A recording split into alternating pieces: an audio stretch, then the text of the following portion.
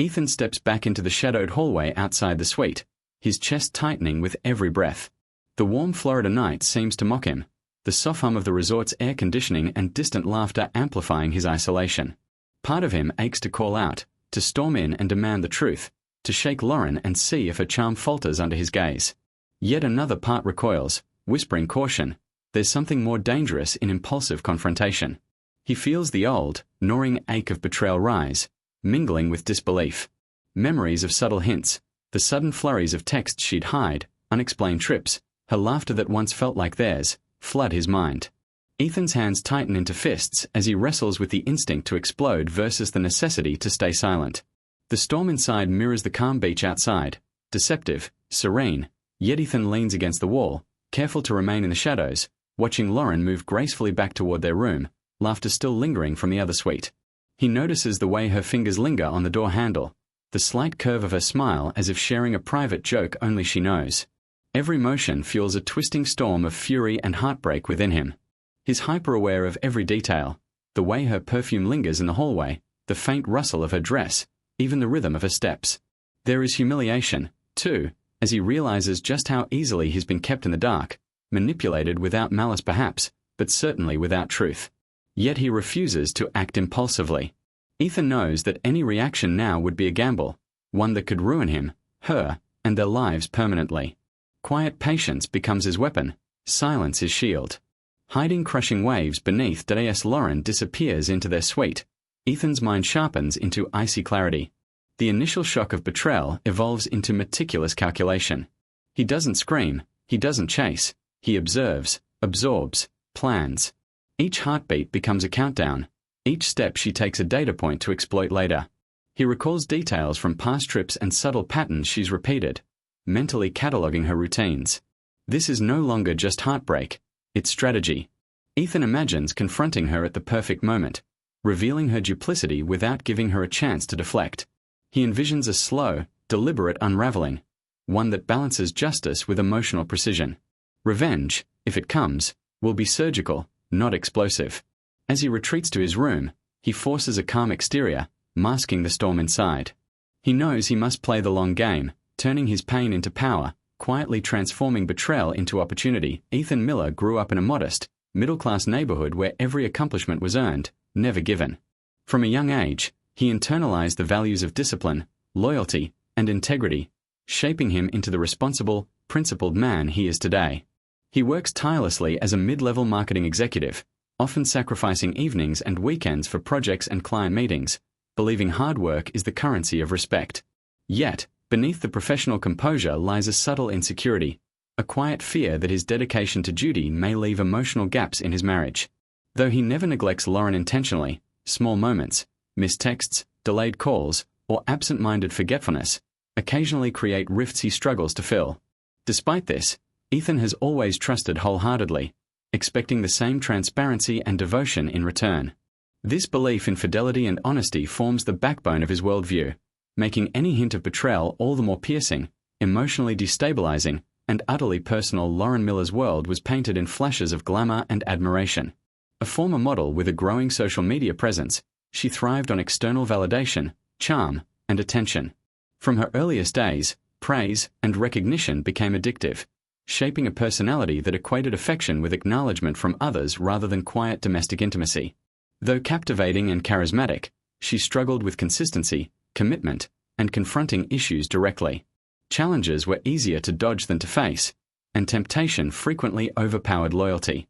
Small lies and omissions became her armor against emotional conflict, a means of preserving the life she wanted while avoiding discomfort. Deep down, Lauren craves genuine connection, yet her ego and need for admiration often push her toward fleeting pleasures over enduring bonds.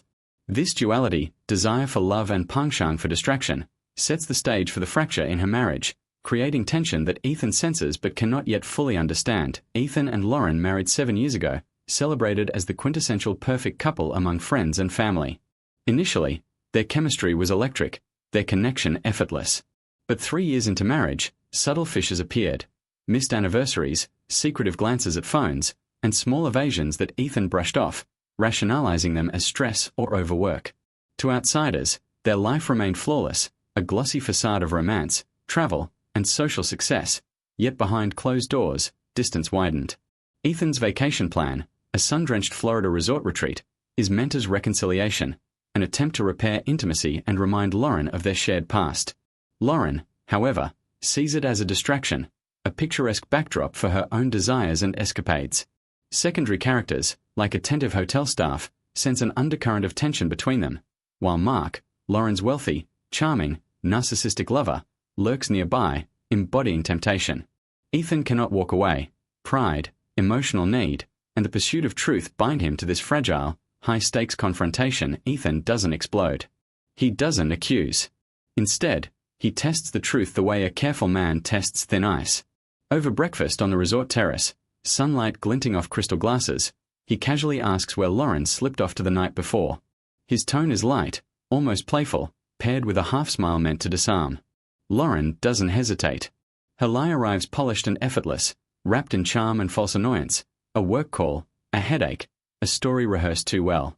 Ethan nods, laughs softly, even apologizes for asking. Inside, something collapses. The ease with which she lies disgusts him, not loudly, but deeply, like rot beneath beautiful skin. He feels sadness more than anger, mourning not just fidelity but honesty itself. In that moment, Ethan realizes the most painful betrayal isn't the affair, it's how easily she erases him from the truth. Once suspicion hardens into certainty, Ethan begins collecting proof, quietly, methodically, reluctantly. He photographs hotel receipts when Lauren showers, memorizes room numbers, notes timestamps, catches fragments of messages reflected in mirrors or glass. Each discovery feels like cutting into his own skin. He hates himself for it. Late at night, lying beside her while she sleeps peacefully, he stares at the ceiling asking whether this makes him a stalker or simply a man refusing to be destroyed by lies. This isn't who he thought he'd be. He believed in trust without surveillance, love without evidence. Yet the proof keeps coming, undeniable and cold. The audience feels his turmoil, his shame, his hesitation, his humanity. Ethan doesn't enjoy this power. It sickens him. But ignorance would be worse. Every screenshot becomes a small funeral for the man he used to be. The turning point arrives without drama, just devastating clarity. From a distance, hidden behind palm shadows near a private villa, Ethan sees Lauren with Mark. Their intimacy is unmistakable. The familiarity of touch, the way she laughs differently, freely, the way his hand rests where it shouldn't. Something final snaps. Rage surges, but it doesn't explode, it condenses. Ethan understands now that confrontation would only give her control, a chance to cry, deny, rewrite history. That would not restore his dignity. Standing there, heart pounding, he makes a quiet decision. Revenge will not be loud or cruel. It will be precise, surgical, undeniable. Not to punish her, but to reclaim himself. He turns away from the villa calmer than before, carrying heartbreak sharpened into resolve. The game has begun, and the audience knows nothing will ever be the same. Ethan becomes a master of restraint. To Lauren, he appears unchanged, attentive enough, polite, almost affectionate. But beneath the surface, every word is measured. He sends double texts and deletes one before she can reply. He makes offhand comments like, "Funny how resorts remember everything," then smiles as if nothing matters. Lauren laughs, but later checks her phone again, brows knitting in unease. Ethan notices everything, the pause before she answers, the way her confidence falters just a fraction. This isn't cruelty, it's exposure. He wants her to feel the same uncertainty he lived with for years. The audience sees his patience, the discipline it takes not to confront her outright. Each hint is a thread pulled slowly, deliberately. Ethan isn't impulsive, he's reclaiming control inch by inch, letting silence and suggestion do what shouting never could. Lauren senses a shift but misinterprets it. She assumes Ethan's distracted, overworked, distant, lost in emails and deadlines. She reassures herself with that lie because the truth would terrify her. Meanwhile, Ethan walks a razor's edge. Every manipulation costs him something. Alone at night, he questions whether he's becoming someone he despises. Is this justice or cruelty? Protection or obsession? The audience feels the suspense tightening. Close calls where Lauren nearly asks the right question, moments when Ethan almost breaks. His phone buzzes. She asks who it is. He answers calmly, heart racing. Each lie he tells her mirrors the one she told him, and the symmetry sickens him. This moral tension keeps Ethan human. He's not enjoying this, he's enduring it, knowing once he started, there's no clean way back. The cracks surface publicly during a candlelit hotel dinner. Lauren, wine in hand, casually boasts about her independence, her need for freedom, her refusal to feel owned. Ethan listens, nodding, while something inside him shatters quietly. He remembers flashbacks, her laughter during early mornings, shared dreams whispered in bed, promises that now feel like someone else's life. His eyes sting, but he doesn't cry. Not here. Not yet. Instead, he absorbs everything. Back in the room, while Lauren sleeps, Ethan finalizes preparations. Screenshots archived, financial accounts reviewed, legal options outlined. This isn't revenge fueled by anger. It's closure engineered with precision. The audience feels the pressure building, the inevitability of explosion. Every calm moment is a lie waiting to collapse. Ethan isn't rushing the ending. He's sharpening it. The terrace glows under soft lantern light, waves murmuring below as if nothing in the world is wrong. Lauren arrives smiling, dressed for romance, believing this dinner is Ethan's final attempt to reconnect. He pulls out her chair, orders her favorite wine, listens politely. Then, with a calm that terrifies more than rage ever could, Ethan places his phone on the table. One by one, he slides images across the screen, timestamps, hotel receipts, blurred reflections, unmistakable messages. Lauren's smile fractures. Her breath stutters. She laughs once, sharp and hollow, insisting there's an explanation. Ethan doesn't interrupt. He lets the silence stretch, lets the truth sink in. There is no yelling, no accusation, just certainty. The audience feels the weight of the moment as Lauren cycles through shock, denial, and dawning panic. For the first time, she realizes Ethan isn't guessing. He knows everything. Lauren pivots quickly, reaching for the tools that always worked before. She blames loneliness, his long hours, the quiet dinners, the emotional distance. Her voice softens, eyes glisten, hands tremble, a performance perfected over years. But Ethan doesn't flinch. He listens, then gently dismantles every excuse with facts, not emotion. Then comes the twist. Without raising his voice, Ethan taps his phone once. A pre-written message sends itself, to Mark, to mutual friends, to select contacts, outlining the truth with timestamps and evidence. No insults. No humiliation. Just clarity. Lauren freezes as notifications begin lighting up her own phone.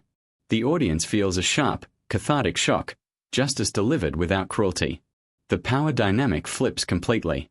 For the first time, Lauren isn't controlling the narrative. Ethan is, and is doing it with restraint, dignity, and precision. Lauren's composure disintegrates. She pleads first, promises, tears, desperate reassurances whispered across the table. When that fails, she turns sharp, threatening consequences, reputations, regret. Ethan remains still, eyes steady, voice low and firm. He doesn't argue. He doesn't defend himself. He simply states the truth. He loved her, trusted her, and now he's done surrendering his dignity. That calm breaks her completely.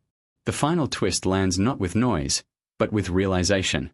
She hasn't just lost Ethan, she's lost Mark, her image, her leverage. The manipulations that once defined her no longer work. As Ethan stands to leave, she understands the true cost of betrayal isn't exposure, it's irrelevance. The audience watches her crumble, not as a villain punished, but as a person facing the silence left behind when control is gone and love is irrevocably lost. Ethan returns to the hotel suite alone, the door closing behind him with a soft, final click. The room feels different now, quieter, lighter, stripped of illusion. He sits by the balcony, listening to the ocean roll in steady rhythms, and for the first time in days, his breathing slows. There is grief, yes, but also relief. He opens a notebook he hasn't touched in years and begins to write. Not accusations, not anger, but truth. He writes about who he was, who he tried to be, and who he allowed himself to become for someone else. Each sentence feels like reclaiming a piece of himself. Ethan understands that walking away isn't weakness, it's self-respect. He doesn't check his phone. He doesn't replay the dinner. Instead, he lets the night pass without punishment or pursuit. This is the beginning of recovery, quiet, deliberate, and entirely his own. Lauren's consequences arrive without ceremony. Her phone buzzes relentlessly, messages she can't undo, questions she can't charm away. Mark's final message is short and cold, severing ties without apology. The illusion of control collapses quickly after that. Friends go quiet. Invitations disappear. The validation she depended on evaporates, replaced by awkward distance and judgment she can't escape. There is no public shaming, no dramatic fallout, just absence. And that absence is devastating.